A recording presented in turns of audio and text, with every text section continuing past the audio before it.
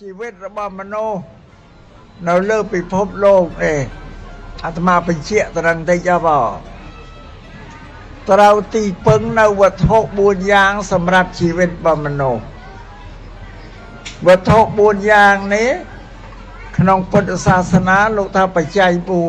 4ហើយញោមញាតឲ្យតែឮថាបច្ច័យ4គឺថាបច្ច័យ4សម្រាប់ប្រសង់លោកត្រូវការប្រើប្រាស់ញោមញាតតែងធ្វើបុណ្យបច្ច័យ4ហើយលោកអាចារ្យតែងបវារណាបច្ច័យ4ចំពោះប្រសង់ហ្នឹងពាក្យតែបច្ច័យ4ភាសាបាលីប្រែជាខ្មែរតែវត្ថុដែលធ្វើឲ្យសេចក្តីអន្តរាយកើតមានឲ្យយើងបាត់ទៅ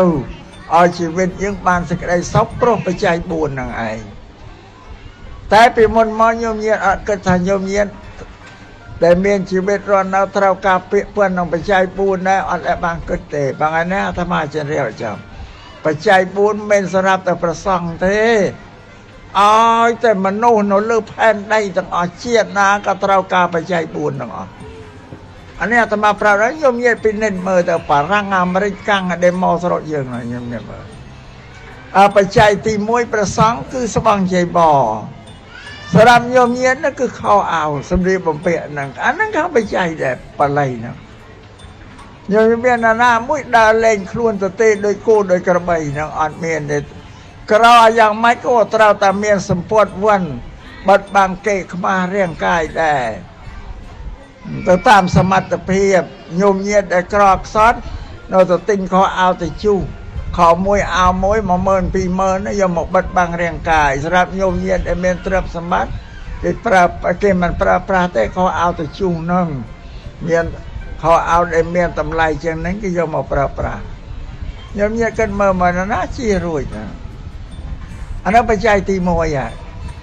បច្ច័យទី2ព្រះសង្ឃណាអាហារបិណ្ឌបាតញោមញាតគឺបាយទឹកសម្លហ្នឹងបាទ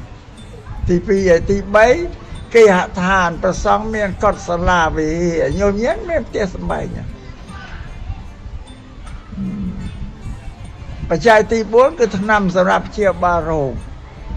វេលាដែលយើងមានជំងឺឡើងដែលណាមានជំងឺដេកចាំឲ្យជាឲ្យតែឈឺក្បាលក្តៅខ្លួនរត់រោប៉ារ៉ាថៃលីណុលអាស្ពីរីនណាយកមកលេបបំបត្តិនេះវត្ថុ4យ៉ាងនេះចាំបាច់សម្រាប់ជីវិតរបស់មនុស្សនៅលើសាកលលោកនេះព្រះសម្មាសម្ពុទ្ធលោកសម្ដែងញោមយល់ហើយពីមុនមិនមែនតែយល់អីទេឬតែបច្ច័យ4ថាសម្រាប់តែប្រសង់ទេថ្ងៃណាអាត្មាប្រាប់តែមនុស្សទាំងអស់ត្រូវការទាក់ទងក្នុងបច្ច័យ4បើបច្ច័យ4នេះគ្រប់គ្រាន់ជីវិតរបស់ញោមញាតរស់នៅប្រកបដោយសេរីសួស្តីជ័យមង្គលតែខ្វះបច្ច័យ4នេះគឺរងទុក្ខឯប៉អត់បានសោកទេនៃជីវិតហ្នឹងព្រោះញោមញាតដែលភាសាមកនេះបានតែមកបង្វេចមកទេអត់បានយកអង្គយកអីមកទេ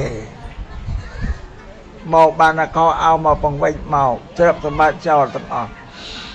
ម្ល៉េះឲ្យបានជាអាត្មាភាពព្រមទាំងប្រសង់ទូទាំងប្រទេសមានសម្ដេចព្រះអគ្គមហាសង្ឃរាជទៅបដីសម្ដេចសង្ឃនាយកសម្ដេចគ្រប់ព្រះអង្គព្រះមេគន្ធ25ខេត្តក្រុងព្រះសង្ឃទូទាំងប្រទេសហ្នឹងប៉នៅមិនស្ងៀមទេប៉ឃើញសេចក្តីទុក្ខរបស់ញោមញាតអដតេទៅទៀតគឺប្រមុខរាជរដ្ឋាភិបាលមានសម្ដេចមហាបវរធិបតីនិងលោកជំទាវបណ្ឌិតពេជ្រច័ន្ទមនីជាប្រធាន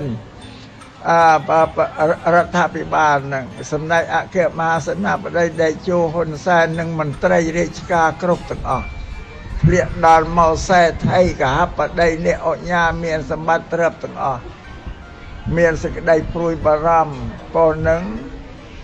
សេចក្តីសោករបស់ញោមញាតដែលភៀសស្រកចេញនឹងទាំងព្រះសង្ឃអាត្មាក៏បានក្រើនរំលឹកអំពាវនាវរកជំនួយសប្បុរសដើម្បីយកមកជួយដល់ញោមញាតហ្នឹង